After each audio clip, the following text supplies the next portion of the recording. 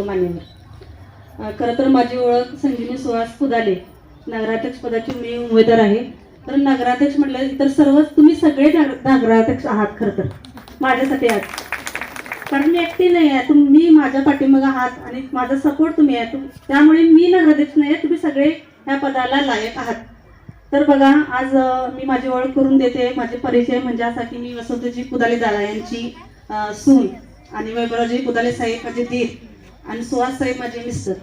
तर बघा, मी जेव्हा आता मी कदम साहेबांचं सांगते, माणसाचे देव माणूस म्हणजे कोण असेल तर कदमजी साहेब. खरोखर त्यांनी या गावासाठी इतकं केलं की गावाची कायापालट कुणी केली असेल तर साहेबांनी. पहिल्यांदाच असं गाव होतं का आपलं, गावाचं शहरात रूपांतर कुणी केले असेल तर ते फक्त आणि फक्त पतंगजी कदम साहेबांनी.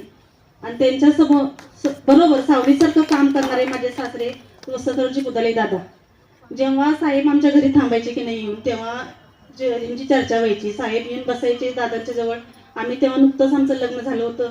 आम्ही बघायचो यांची चर्चा फक्त गावासाठी, गावाच्या लोकांसाठी आपण काय करायला पाहिजे, गावासाठी तळागाळापर्यंत आपण कसं पोचलं पाहिजे, हीच त्यांची चर्चा चालायची आणि आम्ही त्या ऐकायचो. आणि त्यावेळी आमचे वैभव साहेब सुहास साहेब तिथं असायचे आणि त्यांना वाटायचं की यांची सोय कशी व्हायला पाहिजे, आज कुठं काय चाललंय, कुठल्या एरियात आपल्याला काय काम करायचं, हे सतत कामाचा डोंगर म्हणजे पतंगजी कदम साहेब त्यांनी इतकी कामं केलेली आहेत गावासाठी.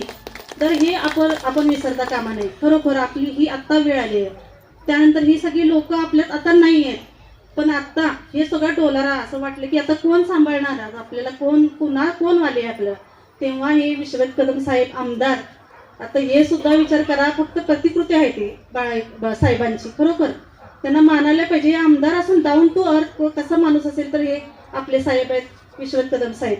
सतत इतकं काम करत असतात तुम्ही. आज मी 15 दिवस त्यांच्यावर फिरत आहे, म्हणजे कुठल्या कोपऱ्यात भेट वगैरे. तर मी त्यांच्या पिढीने विचारले झोपतात का नाही, तर ते म्हटले हे 2 वाजेपर्यंत काम करतात आणि सकाळी 6 वाजता आणि उठतात. म्हणजे काय त्यांना म्हणजे गरज, म्हणजे विचार करा, एवढं लोकांसाठी काम करणारे कोण एवढ्या लहान वयात आमदार असतील ते बाळासाहेब आपले असतील. आणि त्यांच्या पाठीशी आपण राहायला पाहिजे. खरोखर बघा, आज ते पूर आला, पुराच्या वेळी ते पाण्यात स्वतः उतरले. सगळी लोक बसली आमदार बाहेर, तर हे स्वतः पाण्यात उतरून विचार करा, पायाला त्यांच्या जखम झालेली असताना देखील त्यांनी काम केलं. आपल्या बोटी तिथं ठेवल्या, मदत कार्य केली, लोकांना बाहेर काढलं. हे विसरता कामा नये आपण. आता त्याच्यानंतर कोरोना पिरियड आला. कोरोनामध्ये आपले तुम्हाला माहिती आहे सगळे नगरसेवकांनी इतकं इथल्या पोलीसमधल्या काम केलेलं आहे, केडी साहेबांना माहीत असते. तर विचार करा, एक सेक्शन त्यांनी तयार केलं, तिथं डॉक्टरांची फौज तयार केली. जे लोक ज्या कोरोना पिरियडमध्ये सगळे त्रस्त होती त्या लोकांना तिथं त्यांनी ऍडमिट केलं. आणि हे सगळं सुहास साहेब वैभव साहेब बघायचे, त्यांच्यावर सगळे नगरसेवक केडी साहेबांना माहिती असतील होते आणि सगळ्यांनी मदत केली त्यावेळेला. आणि ह्या लोकांना आधार देण्याचं त्यांनी काम केलं त्यावेळेला. मी बघितलं, आमच्या डोळ्यांनी बघितलं. आणि तेव्हा बाळासाहेब आपले, त्यांचं मास्क सुद्धा नसायचं. म्हणजे काय आपल्याला गरज होती त्यांना तिथं पोचायची. विचार करा, तिथं मास्क नसताना त्या सगळ्या पेशंटची विचारपूस बाळासाहेब करायची. आणि खरोखर अभिमान वाटतो की अशा झाडाखाली आपण आहोत. तर सर्वांना एवढीच विनंती म्हणजे जास्त त्यांची कामं, तर विचार करा तुम्ही, पाईपलाईन आपल्याला पाणी पुरवठा सगळी पाईपलाईन आपली खराब होती. तेव्हा बाळासाहेबांनी त्या कोरोनाच्या पिरियडमध्ये कितीतरी कोटीची पाणी पुरवठा योजना त्यांनी आपल्या गावासाठी आणली. आणि गावाचं आता तर जवळजवळ ते काम पूर्ण झालेलं आहे. आणि जे काम शिल्लक राहिलेलं असेल तर बाळासाहेबांच्या माध्यमातून ते काम पूर्ण होणारच आहे आपलं. त्याच्यामुळे आपल्या मूलभूत गरजा काय आहेत, आता मूलभूत गरजा आपण फिरताना बघितलंय. एक तर आपला रस्ता, पाणी, लाईट आणि ड्रेनेज, तर त्या बऱ्यापैकी ह्या गावात झालेल्याच आहेत.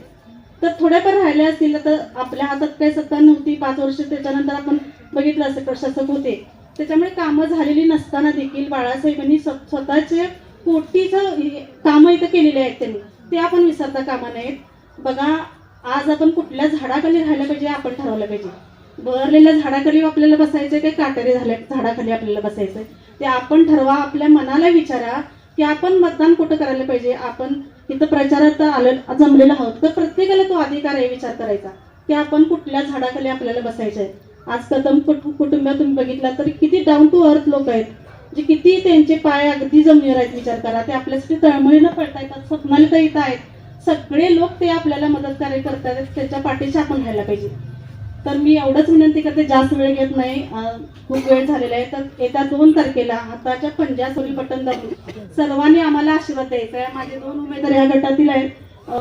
अनिल कांबळे आणि विदुलता पटनाईक ताई. तर या सगळ्या हे समाजकार्य केलेल्या कुटुंबातले लोक आहेत. तर तुम्ही येत्या 2 तारखेला हातात पंजासमोरील बटन दाबून आम्हाला आशीर्वाद द्या, आम्हाला काम करायची संधी द्या, तुमची सेवा करायची संधी द्या. एवढं बोलून थांबते. जय हिंद, जय महाराष्ट्र.